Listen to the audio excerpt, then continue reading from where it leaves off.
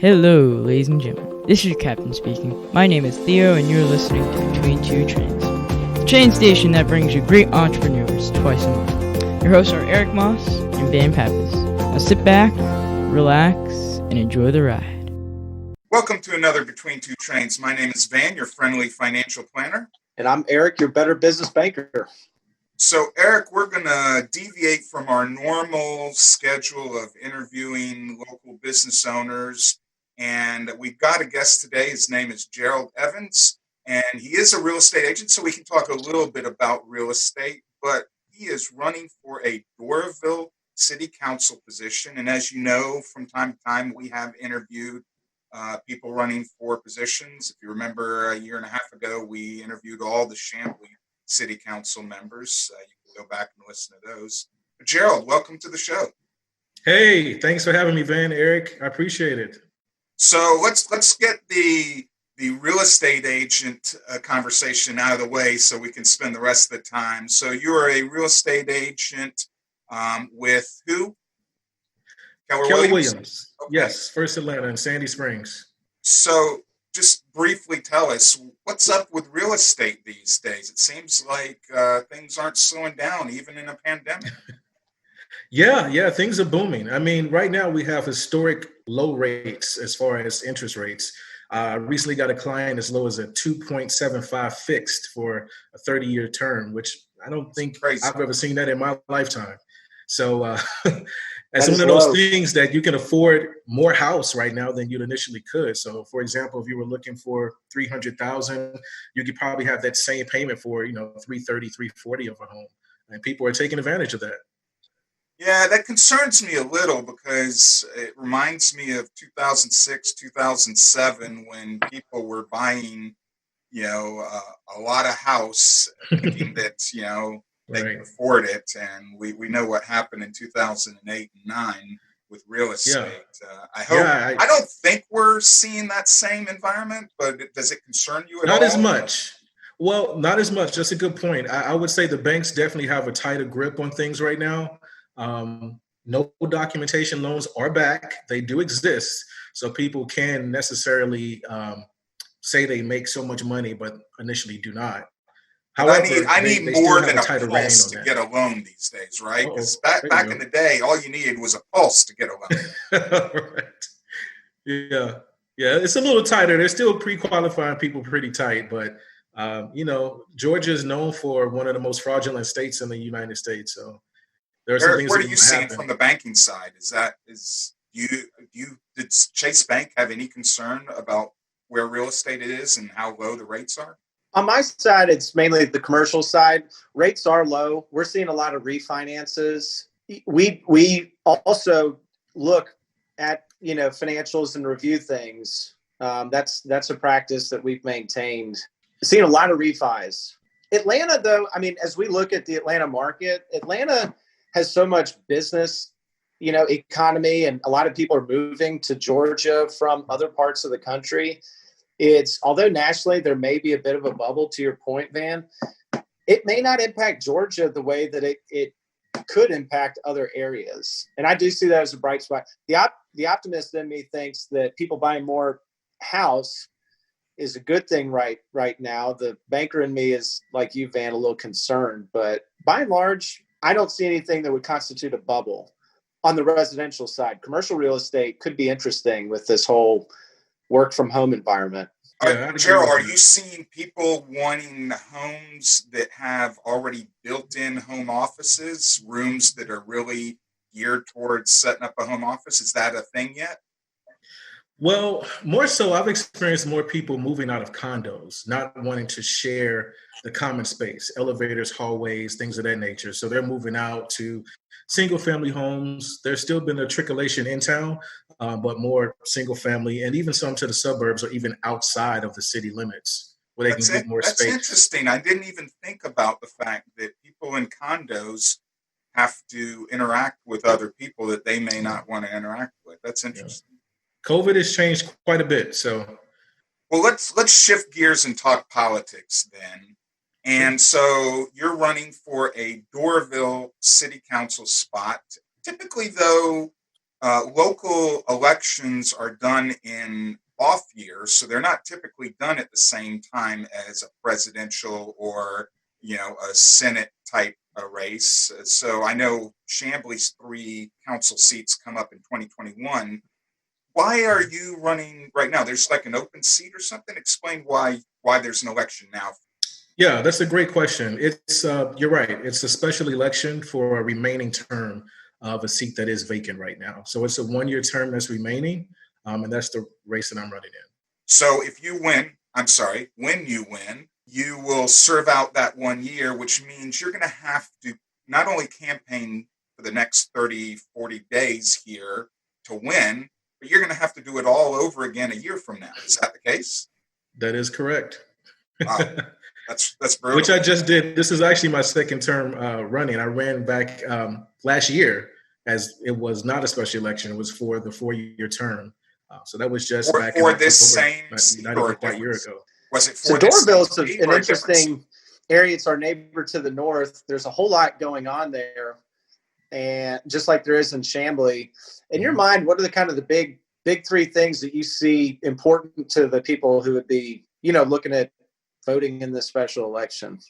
Yeah, well, I'm running on what I like to call the 3 E's, last name Evans, and that's economic growth, empowering our seniors, and embracing our diversity. There's a lot of growth, as you mentioned, kind of in the surrounding cities. And Doraville has had some of the trickleation of that, but we definitely could see a lot more. And we pride ourselves in saying we're diverse. We're diverse is on our website. It's everywhere you go. And we are. There's a lot of diverse businesses and cultures and languages that are spoken in Doraville. But overall, throughout the city, you don't feel as if it's a come-togetherness in a sense throughout the city. It's kind of still siloed. And that's something I like to change, as well as leaning on the wisdom of our seniors who have been living in the area 20, 30 years and have had some of the same complaints that I've heard from different things, from code enforcement to water issues to neighborhoods not being kept up, that I would like to bring changes to. For people not familiar with Doraville, where's kind of the southern border, northern border, east-west? Where's kind of Doraville span from a city standpoint? Sure. So Doraville sits right near Spaghetti Junction, which is I-85 and 285, in between, just north of Chambly and just east of Dunwoody. So it's right in the corridor, inside and outside the perimeter, and it sits about 4 square miles. So there's that big empty plot of land there. Yeah. It's been rumored for years it's got a lot of potential. Mm-hmm. Is there anything going on with that? I've always been curious to know. So as right now, there's Serta Simmons Bedding. If you're familiar with them, their headquarters is located there. And then there's also Third Rail Studios. They do a lot of production work with a soundstage. I think most recently the Ozarks that's on Netflix filmed there, as well as Jumanji Part 2 with The Rock. And then they're slated for some new apartments and townhomes in the area as well that they have not broken ground on as of yet. Okay. Nice. For our listeners that may not be familiar with what Eric and you were talking about, we're talking about the old GM site, right, which is a huge parcel of land, and it's been in a lot of controversy over the years. One of the things that caused a lot of concern was the connectability from the east side of the city on the other side of the MARTA tracks to the property itself. And I haven't really heard much about if they've actually solved that problem. There was talks about a bridge underneath the railroad tracks. There was talking about a bridge over the railroad tracks. Are they going to be able to connect it, or is it really going to be an island away from downtown Doraville? Well, that's the plan. I haven't seen the finalized, but in the conceptual plan, it is slated to have an underground tunnel, in a sense, that will connect the MARTA train stop. And as you said, those of that may not be familiar, it's the last stop on the MARTA. Doraville is the last stop where it connects to Gwinnett County Transit as well for the MARTA train. Taking the gold line north. Yeah, for sure.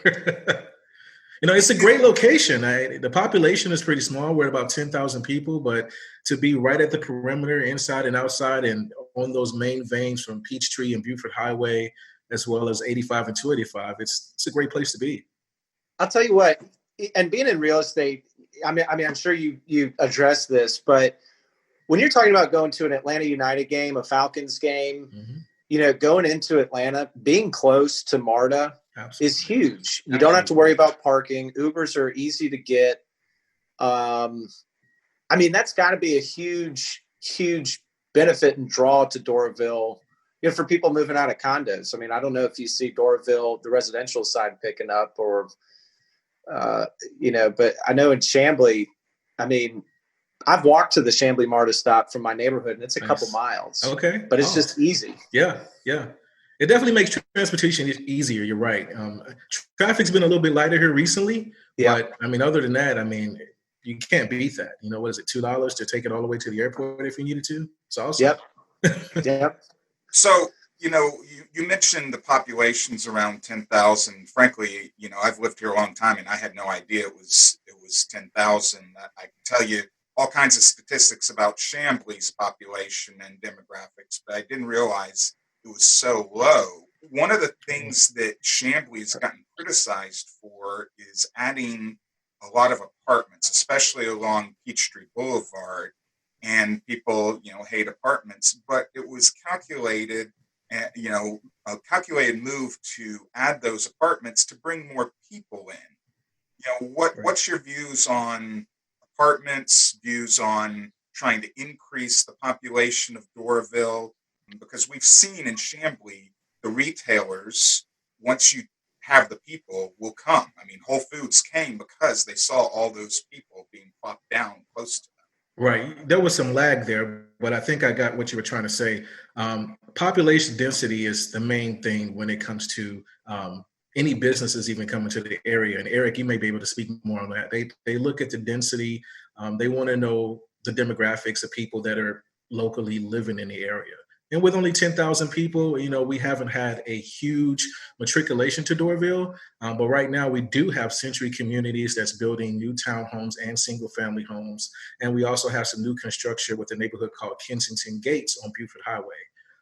Not only that, we have a historic neighborhood called Northwoods, and a lot of those homes are being gutted and renovated inside to give you that open appeal where you can knock out the wall and have the open kitchen concept, et cetera. So it's a big draw to have those, but we definitely need more. And that, I think, overall, having that density is going to draw the businesses that we like to have, including with the OGM plan. It's, so Chamblee had that strategy of kind of, if you build it, they will come. Mm-hmm. And, the short time I've lived in Chamblee, it seems to be working. There's restaurants popping up. There's the downtown area developing. Yeah. It's been cool to see. Doraville has a very interesting dynamic where they have thousands, millions of cars passing through, with that highway, and the interstate. Is there any way how do you factor that in when it comes to planning a city or, using that to drive the economy of Doraville? Is it something you look at? Absolutely. At least I do. Visibility is key. As you said, coming off of 285, you can actually see the OGM plant. So if there was some buildings there, just for example, maybe it's a Target or something, just some big box retail store, if that's still going to be a thing, but some brand recognition that people would notice immediately. For example, there were plans, at least it was a discussion that the Falcons, before they built downtown, they looked at this site at the OGM plant. Same thing with Mercedes-Benz that ended up moving to Sandy Springs. So there's definitely people still, there's a buzz in the streets in the sense where people are still talking about this site, but it needs to definitely move along. But it's not just that site. There's the site at the Tilly Mill Shopping Center. There's the site at the old Kmart and Buford Highway. There's some large fields of land that still need some development, and hopefully that happens soon. Wouldn't it be sweet, Van, if they put a golf course in there? Yeah. Top golf? Top golf would be awesome in there. That would be sweet. So one of the things that has helped drive all the growth in Chamblee has been their development authority. And I know Doraville has a development authority that is not as active as Chamblee's development authority. What's your views and feelings about what the development authority should be doing? One of their tools is tax abatements. Everyone hates tax abatements, but they're a great way to push forward development. What are your views on all that? Well, to my knowledge, I believe there's a new initiative between Doraville and Chamblee to create some partnerships with development. It's an acronym, Dorville, the CCID, something like that. Yep. There is a CID that's going to Yes. include So businesses in that's both areas. exactly. Now, the Downtown Development Authority, they're focused strictly on downtown and the budget of what happens in that area. So I'm usually not privy to those conversations, but I know that they do bounce some things off of City Council. I'm not sure if anything, I failed to mention, I'm sorry, that I'm on the Planning Commission currently right now as well, where I've been for about a year and a half. So I make a lot of suggestions as well as the other board members to the City Council. But ultimately, it's their vote and their decision. So some of those conversations we may not have access to. For those listening that may not know, what exactly is Dorville's Planning Commission? Because I think it's similar to Chambly's Architectural Review Board, where they give recommendations to City Council. The Planning Commission doesn't actually, approve stuff, correct? We do make a vote, but at the end of the day, it's just a recommendation. Recommendation to City Council. Correct. And a lot of things we talk about are ordinances, zoning, rezoning, if there's new businesses coming into the area or want to take over a certain land use permit or something like that, or even CUPs, which are conditional use permits. Well, Eric, the reason I brought up the Development Authority is Chambly and Brookhaven are getting reamed by one of our county commissioners. I'm not going to name them, but people that pay attention know exactly which county commissioner I'm talking about, that does not like cities issuing tax abatements. But you've seen, as a resident now, you've been in Chambly, about 4 or 5 years now, right? Since April 2015. All right, so 5 years, going on 6 years, you've seen the growth, because that 6 years has been when most of the growth is, and a lot of that has come from issuing those tax abatements, and it's actually generated more revenue for the city. You agree that's a good way to do it, or? Well, so here's my personal experience, between my wife and I, that Solis development that's a mixed use. It's got Bad Daddy Burgers. It's got Fudo. We go out to eat there at least twice a month regularly, with Fudo being a once a month occasion. We're on the first name basis with the servers. It's and I don't know how for those businesses that come in, how the tax abatements work, if it's just for the landowners or it's just how that draws out. But in terms of while the landowner may be getting a tax, you've got the alcohol tax, you've got all the sales that occur in those areas. If I'm going to go get a quick bite to eat, I'm going to go to something like Blue Top. I'm going to go to Gus's Chicken to get, some food. I'm not, we think about going, down to Lenox and down into Buckhead, but that's a little far, when it comes to just going to get something. So in terms of my own habits, I'm spending money in the areas that have been developed. And as that continues, it only excites us more, to be honest. Well, I'd venture to say, one of the deals that the Chambly Development Authority did was the Whole Foods complex. And, if you look at the amount of money that complex has brought in, even though the property owner is getting, his taxes abated for a certain amount, you figure every business in that complex pays a business license.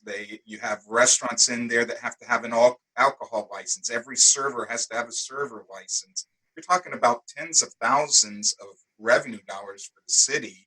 And let's not forget that all the properties around that Whole Foods, the property value went up. Specifically, Eric, one of your properties, the Chase Bank right across the street, which is not receiving any abatement. So now that property is worth more. Chase is paying more than when they weren't there.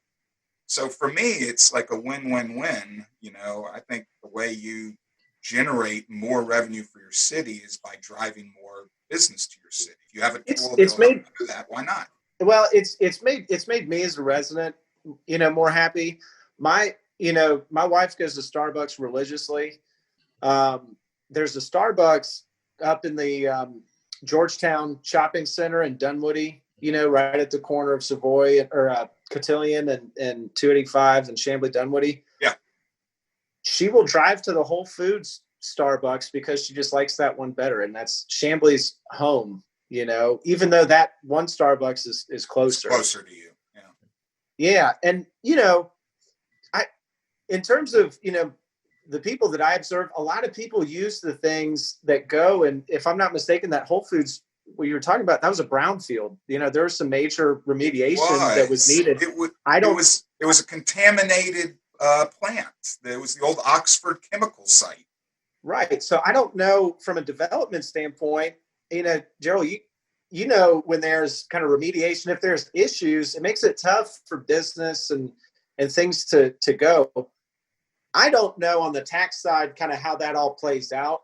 I just know that for the resident, for me, I'm a fan of it because that's where I live, eat, work with the Chase Bank right there. And that's where I play too. So it's made Gerald, what things in Doraville do you think Doraville City Council needs to be focusing on? Well, before I even answer that, I will say, just to piggyback on what you all were discussing, I visit that area of Chambly a lot because of those things.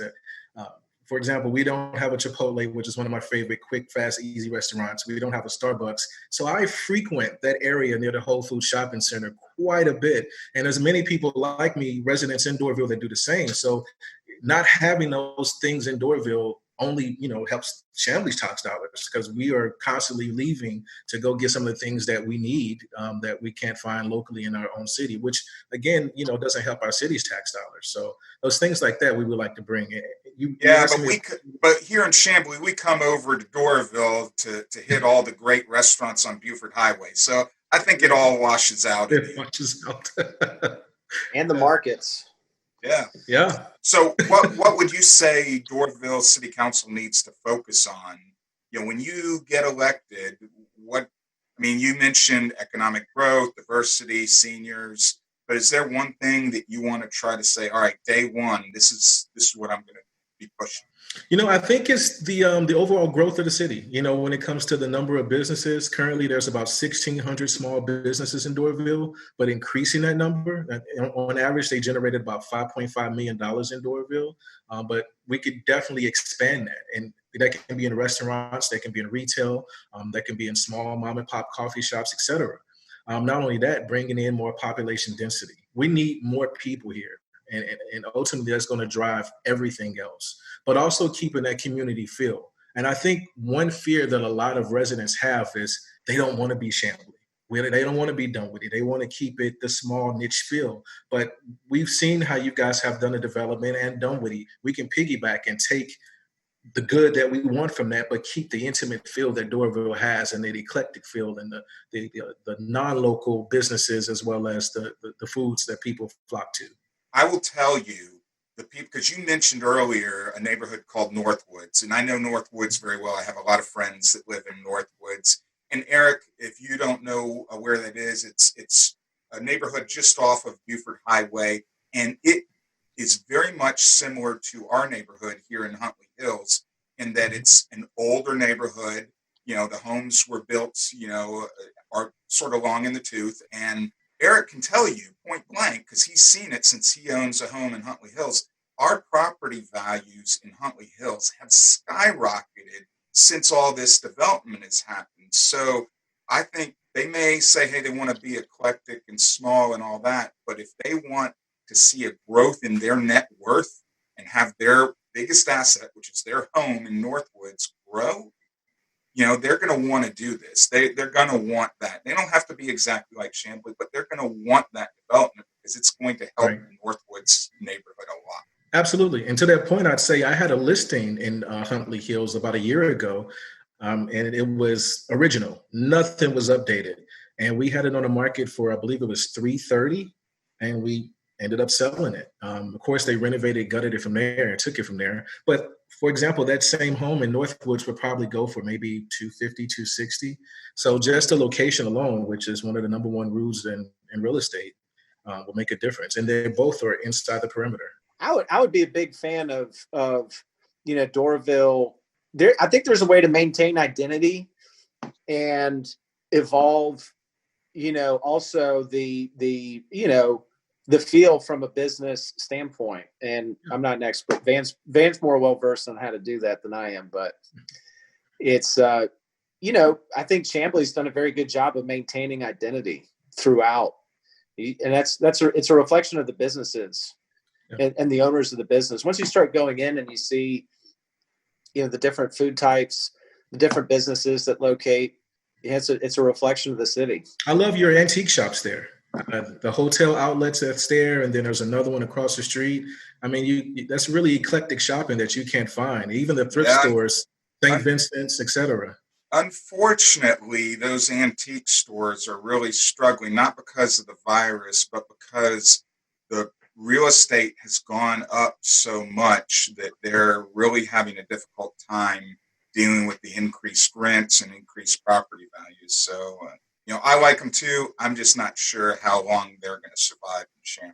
Let's talk one last thing. You mentioned seniors. So I'm very passionate about seniors. I have a lot of senior clients, and Chambly has some, senior living facilities. We have 2 Mercy Care facilities, and now we're about to come online with a 55 and up apartment complex right on Peachtree Boulevard. And I've got a 80-plus-year-old mother, so seniors are important to me. What do you think Doraville needs to do to help its seniors? Being that we sit on some main veins of Atlanta, 85, 285 Peachtree, Beaufort Highway, we need more access to just get out and walk.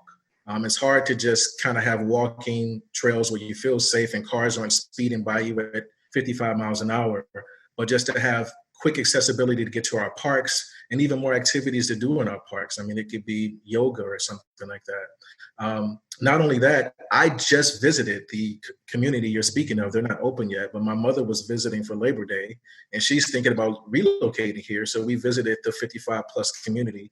I think they're slated to open next month, but it's beautiful and she loves it. So I think even things like that, where they're going to have a calendar events for active seniors to do something every day. Maybe these are people still driving and don't necessarily even relate to being a senior, but just older and, as you said, longer in the tooth in life, but are still very willing and able to get out and around and want some things to do. And even if they're their own age capacity, without feeling like they're in a neighborhood where there's a lot of college students or something like that, with loud music late at nights. The last thing they want is to live in an apartment next to a 20-something. Exactly. Growing apart. So I wouldn't, you never know. There could be, I don't know. There could be some people looking for that. Maybe. You're right. What's really sad is I'm really close to the age where I can live in that place. Age is just a number. It's just a number. You're right.